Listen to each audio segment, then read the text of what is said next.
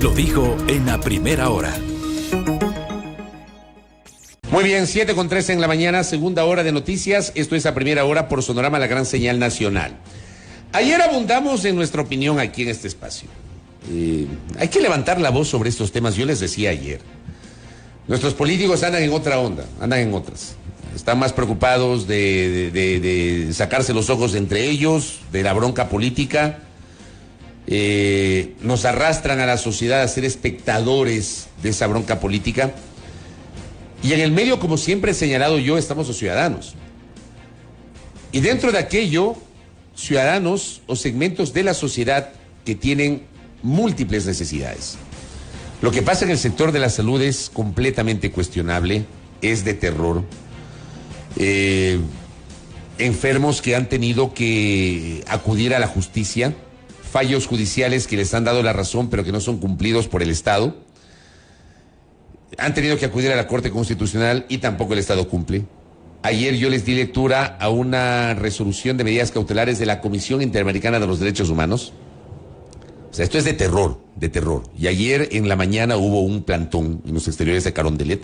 Primero participaron de una misa con la gente de la Alianza por la Salud, pacientes justamente con enfermedades graves, e hicieron un plantón en los exteriores de Carondelet, demandando la atención por parte del gobierno. Y quiero agradecerle a Patricio Martínez que nos visita acá. Sí, la tenemos a Lolo Miño también conectada, también está la doctora María Dolores Miño. Patricio Martínez, él es vocero de los pacientes con cáncer del Hospital Carlos Andrade Marín, y telemáticamente le agradezco la gentileza a María Dolores Miño, que está conectada con nosotros, y le envío un saludo a la distancia.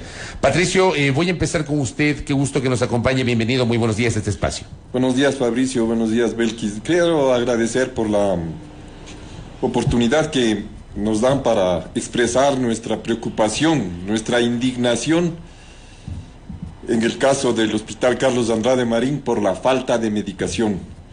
En mi caso, Fabricio, yo estoy en un tratamiento desde hace un poquito más de un año. Tengo cáncer de estómago, cáncer de próstata, y el Seguro Social lo único que hace es, y agradecer a través de este medio a los médicos, enfermeras, auxiliares de enfermería. El IES, como dice, nos dan la cama en el hospital. Lo demás tenemos que llevar los pacientes comprando con nuestros propios medios. La medicina oncológica es muy, muy cara. En mi caso yo tenía que comprar aproximadamente $770 cada 15 días para la quimioterapia. Y eso es realmente una erogación muy, muy fuerte en el caso como el mío, que soy una persona jubilada, que recibo, gracias a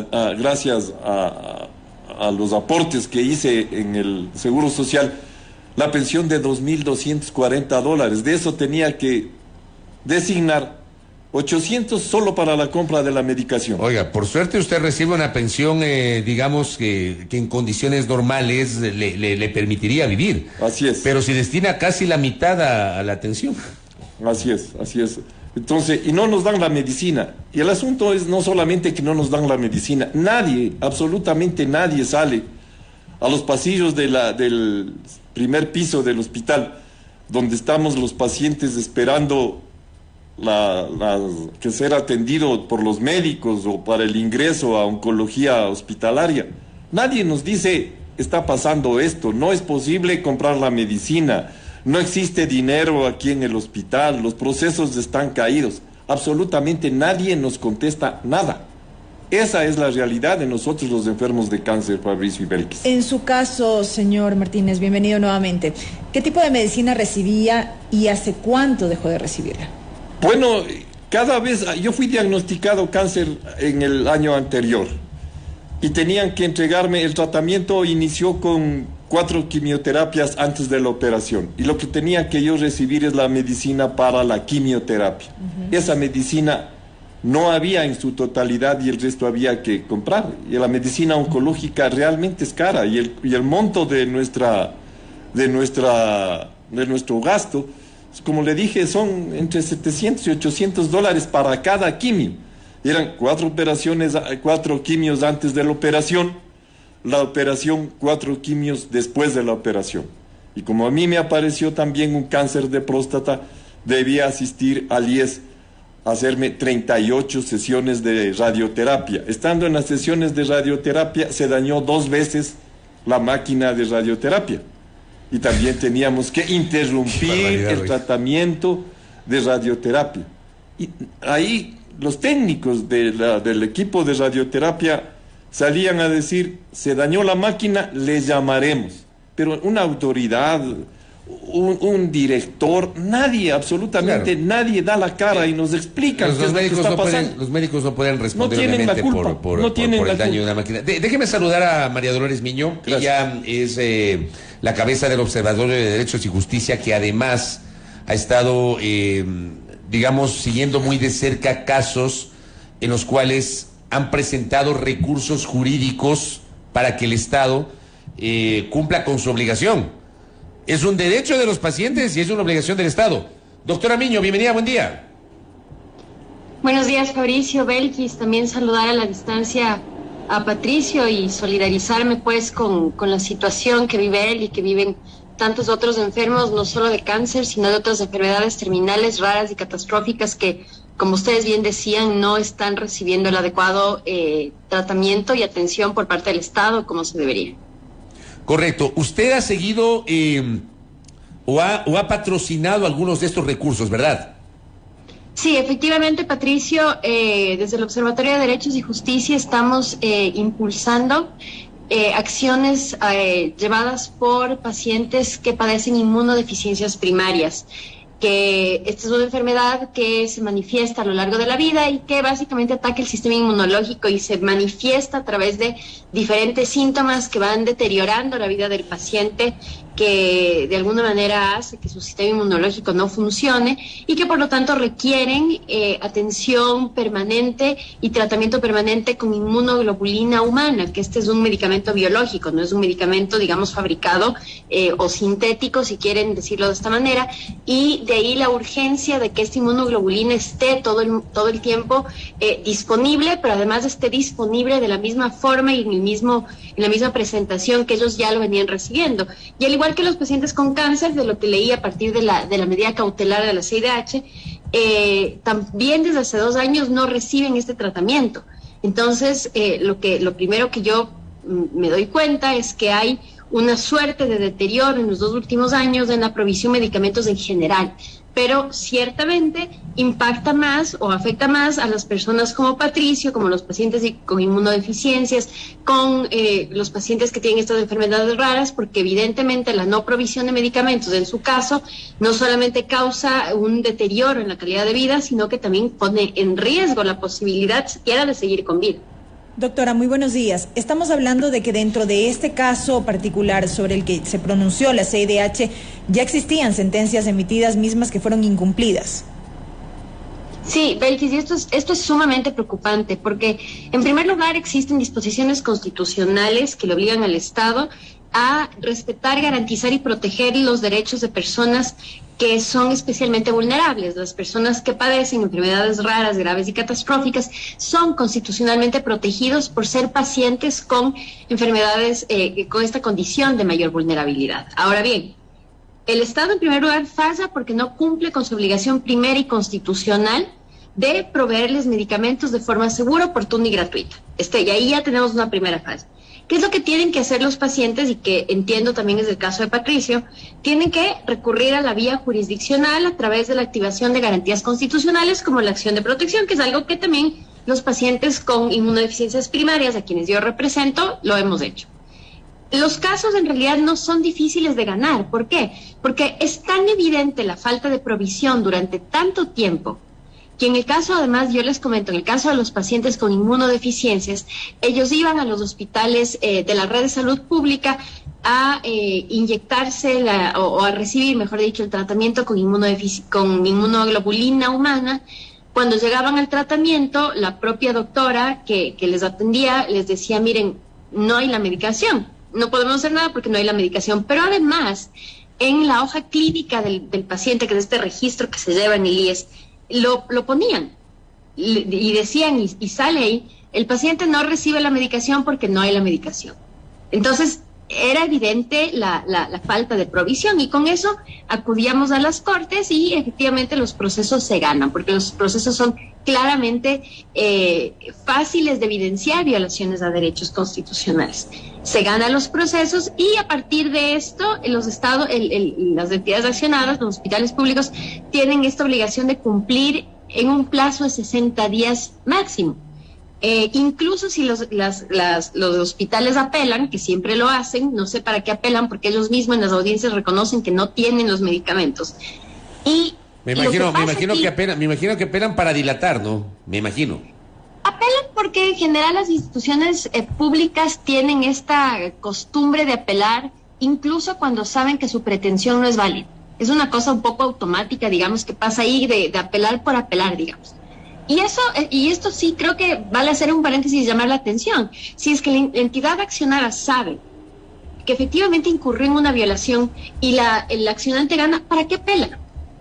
Sino para generarle al Estado más derroche de recursos y innecesariamente dilatar los procesos, colapsar los procesos frente a la función judicial. Entonces también esta es una práctica que yo siempre la he visto como una práctica un poco desleal, en el sentido de que le dilatan al paciente o al accionante la posibilidad de tener sus derechos restituidos. Entonces, ¿qué pasa aquí? Se ganan las acciones de protección, ya se tiene la orden del juez constitucional de que se tiene que proveer esos medicamentos y los hospitales o las entidades accionadas deciden simplemente no acatar.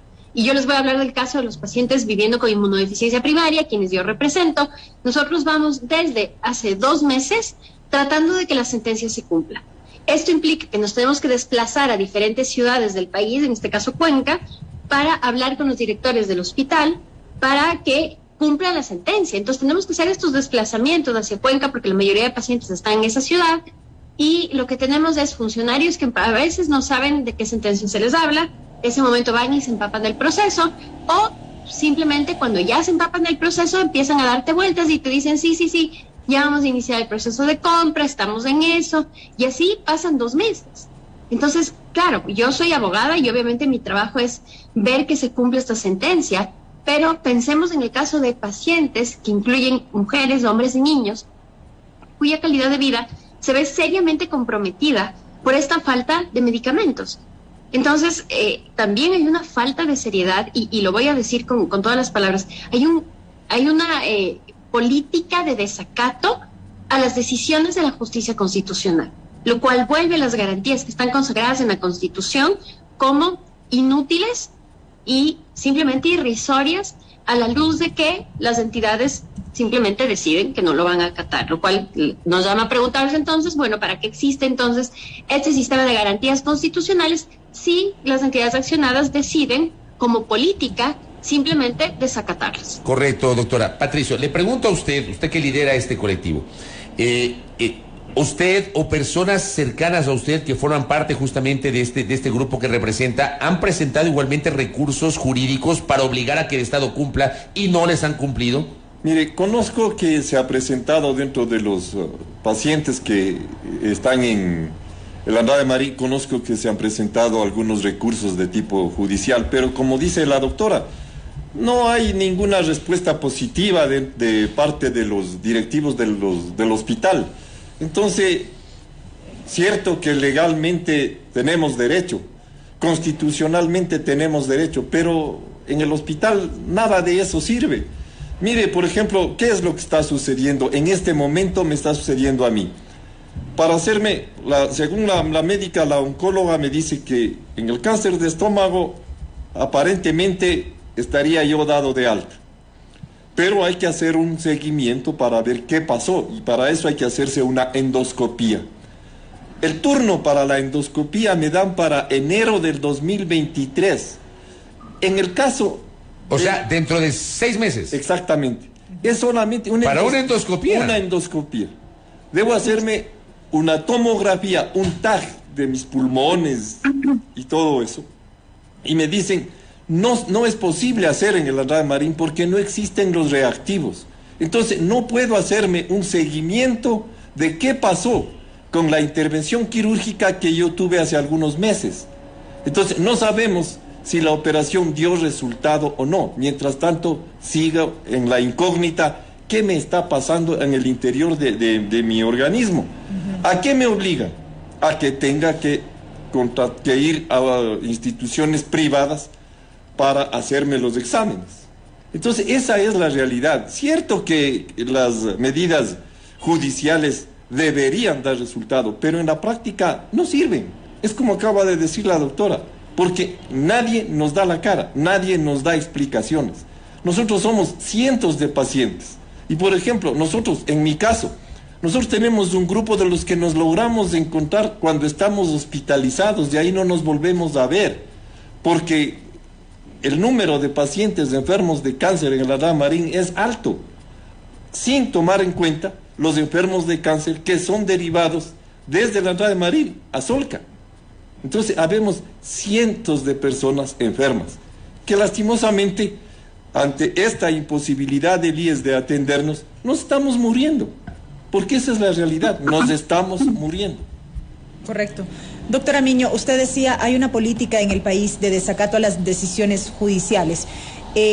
Con medidas cautelares emitidas desde la Comisión Interamericana de Derechos Humanos, el Estado ecuatoriano puede seguir obviando el cumplimiento de esto que ha sido determinado. ¿Cuáles pueden ser las consecuencias jurídicas o acciones posteriores que se deberían seguir? Más claro, le voy a agregar lo que dice Belkis. ¿El Estado no puede hacerse loco con las medidas cautelares o sí? Le pregunto esto porque en otras ocasiones simplemente no han tomado en cuenta las medidas cautelares de la CIDH. O sea, la CIDH en este país sirve o no sirve dependiendo de, y usted lo sabe, doctora. Sí, por supuesto. A ver, yo creo que en primer lugar creo que es importante explicar cuál es el alcance de las medidas cautelares emitidas por la Comisión Interamericana de Derechos Humanos. Las medidas cautelares son mecanismos, medidas interinas de protección que se llama, que no deciden el fondo de la cuestión, es decir, la medida cautelar no implica ni supone una determinación sobre ya la existencia de responsabilidad internacional del Estado, pero es una suerte de tarjeta amarilla que le saca la Comisión Interamericana al Estado y le dice, mire, en esta situación, por las omisiones perpetradas por usted, podríamos eventualmente enfrentar violaciones a los derechos a la vida, a la integridad personal y a la salud. Entonces, la medida cautelar un poco le da al Estado la oportunidad de evitar que esas violaciones se configuren a partir de la adopción de acciones o dejar de hacer ciertas cosas, según el caso, para evitar efectivamente que esto se dé. En el caso de los 4 pacientes beneficiarios de la medida cautelar, lo que se ordena al Estado, lo que se le solicita al Estado es que provea de los medicamentos. Ahora bien, ustedes saben que por efecto de las normas constitucionales y de la jurisprudencia de la Corte Constitucional, las decisiones que vienen de los órganos de protección de derechos humanos, como la Comisión Interamericana de Derechos Humanos, se consideran integrados a nuestro bloque de constitucionalidad y se vuelven de obligatorio cumplimiento. En este sentido, la medida cautelar tendría que tener un efecto vinculante y de obligatorio cumplimiento por parte de las entidades estatales que son llamadas a acatar estas decisiones. Ahora bien, también lo mismo podríamos decir de las decisiones de la justicia constitucional. Y ahí vemos que las entidades accionadas, los hospitales especialmente, simplemente desacatan. Yo creo que es importante decirles a estas entidades accionadas, a los hospitales de la red de salud pública, lo grave que es que un organismo internacional que atiende millones de situaciones graves a lo largo de la región se haya tomado el tiempo de mirar la situación de la falta de acceso a medicinas de Ecuador y haya decidido emitir una medida cautelar. Las medidas cautelares son muy difíciles de obtener. La Comisión Interamericana no emite medidas cautelares a menos de que verifique que es una situación de extrema gravedad y urgencia. Medidas cautelares se las somete a la Comisión Interamericana por millones de toda la región todos los días. Hay una parte, perdón que le interrumpa, doctora, hay una parte del comunicado de la CIDH que yo ayer me tomé el trabajo de leerlo y se lo leí a la audiencia. Por ejemplo, dice, los médicos responsables habrían indicado el medicamento nilotinib para el tratamiento, sin embargo, las personas beneficiarias no le estarían recibiendo desde finales del 2020, inicios del 2021, por lo que estarían sufriendo graves impactos en sus condiciones de salud. En ese sentido, se alegó que las personas beneficiarias estarían con pérdida de remisión, lo que implicaría que la enfermedad estaría regresando con mayor agresividad, con alto riesgo a la vida. Esto dice la CIDH, doctora Miño. Sí, y efectivamente esa es la razón del otorgamiento de las medidas cautelares. Las medidas cautelares se otorgan, como dije, cuando hay una situación de extrema gravedad y urgencia que puede causar un daño grave e irreparable al ejercicio de un derecho. Entonces, aquí, si la situación se mantiene, esta no provisión de medicamentos se mantiene, tendríamos o estaríamos frente a una situación irreversible con respecto al deterioro del derecho a la salud de estos pacientes y, quién sabe, también, ojalá no ocurra, pero también su vida. Entonces, yo creo que es importante que las autoridades de salud dimensionen la gravedad que supone que la CIDH haya emitido estas medidas cautelares. Esto quiere decir que hay un nivel de gravedad y deterioro de las cosas tan profundo que un organismo internacional que se ocupa de millones de situaciones graves a lo largo de la región le toque intervenir. Entonces, ciertamente podrían seguir con su política de desacato vergonzosa realmente, porque que unas entidades decidan desacatar así órdenes judiciales en un Estado de derecho y de derechos resulta sumamente vergonzoso. Y ojo, por efecto de la Ley Orgánica de Garantías Constitucionales y Control Constitucional, aquello es causal de destitución, que en algún momento tocará empezar a activar esta figura de la destitución contra los funcionarios que desacatan estas órdenes. Pero ya incumplir una solicitud venida de un organismo internacional resultaría en un estado de cosas inconstitucional francamente grave. Y creo yo que esto debería también llegar a oídos del presidente Lasso y entender lo grave que es que los órganos del sistema interamericano ya estén prendiendo los focos rojos a situaciones tan graves que ameriten incluso la emisión de una medida cautelar. Correcto. Señor Martínez, brevemente, ¿qué decir entonces a las autoridades? Se había anunciado desde el gobierno nacional esta emergencia en el sector de la salud como tal. ¿Cuál es el llamado? Bueno, el llamado sería en que las autoridades, en nuestro caso, las autoridades del Hospital Andrade Marín, cumplan la propia decisión del presidente y el decreto ejecutivo dictado por el presidente declarando la emergencia de los hospitales para la compra de medicación. Eso no se está cumpliendo. Como le digo, Belkis, si bien es cierto, los tratamientos pueden dar el resultado, pero estamos en este momento en estado de remisión. ¿Qué significa esto? El estado de remisión significa que como el cáncer se ha detenido, pero al no continuar con el tratamiento o al no saber qué está sucediendo en mi caso, con la intervención quirúrgica, al no saber eso, puede volver el cáncer nuevamente. Con más agresividad, como dice la CIDH. Exactamente, con más agresividad, y ahí sí terminar con nuestra vida. Entonces, eso es lo que está haciendo responsables las autoridades del Andrade Marín. Como su caso, y con esto termino, Patricio, ¿cuántos pacientes están? ¿Tienen un cálculo? Mire, realmente no es posible tener un cálculo. ¿Por qué? Porque, como le decía, somos cientos de enfermos de cáncer. No tenemos la posibilidad de hacer una reunión para saber cuántos enfermos somos. No existe información. Entonces, cuando se dañó el equipo de radioterapia, ahí sí hablé yo y tuvimos que reunirnos en la planta baja del Andrade Marín. Y ahí estuvimos como 40 personas que estábamos recibiendo en ese día la radioterapia, porque la radioterapia se recibe para los diferentes tipos de cáncer. Entonces, ahí reclamando, por ejemplo, había ahí un señor que venía desde Ambato a hacerse el tratamiento. Y ahora le decían, ¿sabe qué? No hay, nos vemos. Eso no puede ser, no puede ser. Conocí de un caso, les voy a conversar de un caso de un señor que yo le decía Pastucito del Carchi, en que él estaba en el tratamiento, había la posibilidad de la intervención quirúrgica de su cáncer de estómago, entró en remisión y ya no tenía dinero para seguir el tratamiento y fue a hacerse ver con un sistema no profesional, se agravó, regresó al Andrade Marín y de ahí ya no le volvimos a ver, porque él era de San Gabriel. Entonces no existe la posibilidad de que nosotros nos organicemos orgánicamente y tengamos un listado o una estadística de cuántos enfermos somos, porque nosotros vamos exclusivamente a la cita médica o a la hospitalización. Usted hoy me ha dejado espeluznado con esa cita que le han dado para enero del 2023, para una endoscopía, que no es que es un procedimiento wow, o sea, Por Dios, me quedo loco. Cierro con María Dolores Miño. Doctora Miño, reflexión final. Creo que es sumamente importante que el gobierno tome en serio la medida cautelar de la Comisión Interamericana. Si la salud y la vida de miles de ecuatorianos evidentemente les resulta irrelevante, como nos han demostrado tanto a pacientes como a quienes les representamos durante estos meses, yo creo que deberían pensar incluso la afectación que le genera al Estado no cumplir con estas recomendaciones, porque lo siguiente que va a pasar es que vamos a tener una serie de peticiones, ya no solicitud de medidas cautelares, pero peticiones presentadas al sistema interamericano que ciertamente decantarán en sentencias contra el Estado que nos tocará pagar a nosotros los ciudadanos.